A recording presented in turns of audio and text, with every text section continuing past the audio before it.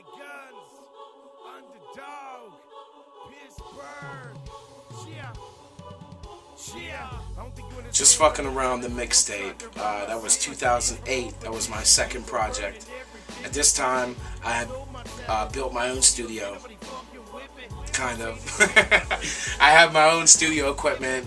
I started fucking with a lot of different cats. I met way more people at this point.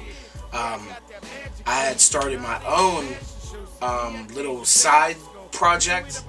It was called, it consisted of two people, TK and AJAP, and it was called, they were named FAM. I had met them, and they, be honest with you, they weren't that good at the time at all. But I did see potential, and if I didn't feel like they could be ill as fuck, I wouldn't even mess with them. You know what I mean? So don't take that to heart. But they needed a lot of work. They were like me coming in, you know, just like everybody coming in. Nobody comes in as just a beast right off the bat. But I seen that in them, and I took an interest. So being that I have my own studio at this point, I can focus on working with them. While I was working on their project, I was working on my own shit, of course, you know, because all I was doing at that time was making music. And it wasn't even set to be on albums or mixtapes. It was just making music. That's hence where the name Just Fucking Around came from. Because that's all I was doing with it. It was just making music. You know, didn't give a shit what it sounded like. And it turned out, and most of it turned out hot for the most part. And Just Fucking Around mixtape was fucking classic in my eyes, man. And everybody needs that. Everybody needs that. So I need to put that back out on display for everybody, because that was an important mixtape.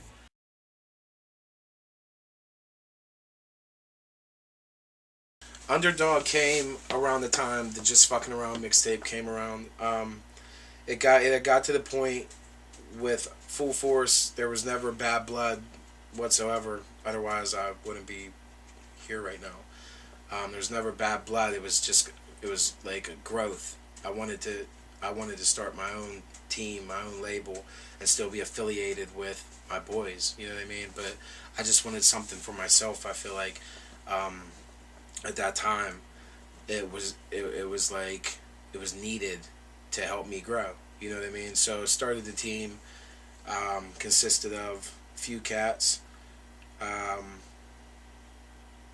We could have went really hard with this whole UnderDogg thing, man. Like, we could have went so hard with this, like, but some people don't have the same dreams as you have. Some people are just in it just to be in it. But if you don't have that same, if the people in your squad don't have the same passion as you, they're not going to help you. They have to want it. I mean, besides myself and TK, we were the only artists on it, and I thought I was being smart in that manner, but instead of, whereas Full Force, everyone was artists and the CEO was a producer. I figured I'm going to keep this more, I need to focus on business and not music as much. So I thought I can get a couple artists, you know, one being myself, and then just get a team of just people that are going to move our shit, you know what I mean, me and TK's shit. And it just didn't work out that way, and it wasn't because they're lazy, and it wasn't because that these people, you know, didn't give a fuck about me and don't care about my success. It was just if you don't have it in you, you can try as hard as you want, but you're gonna end up running in circles, and you're gonna get back to the circle where you started from, and you're gonna say, I don't know what the fuck to do. And that's what happened. So UnderDogg kind of died, man. I was working on the UnderDogg album, and that also died. Because it's weird, because like you hear UnderDogg and you think like, okay, well, fuck, you know, I'm back on my own. I started this team and now I'm all alone again. And it kind of defines UnderDogg. So you think that would make me want to drive more? Like, well, fuck it, I'll do it on my own. But it didn't. It didn't. It made me feel...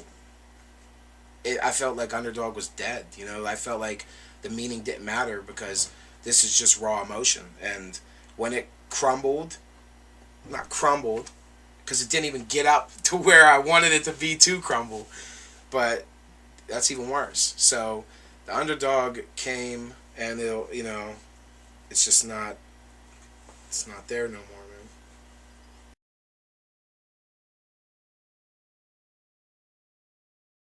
Um, a little. At times, I guess. At times, I feel slept on. Um, I don't know. I don't even know how I feel about that because I feel like everybody in the city slept on for the most part. Like we have so much talent, and I don't even feel like I'm slept on. I just feel like everybody is just doing them. It's like this artist is doing his own thing, so he's not worried about you. Um, this artist has these fans that like him, so don't want to support you. I don't feel like I'm slept on. I mean, I feel like my talent is recognized, but I just feel like everybody's just so busy in their own shit, and I feel like there's not enough. I feel like I don't have enough backing up to get myself out there to where these fans are gonna be like, you know, number one fucking fans. You know what I mean? Just so no, I don't feel slept on. No, I just feel like I feel like everybody's doing their own thing.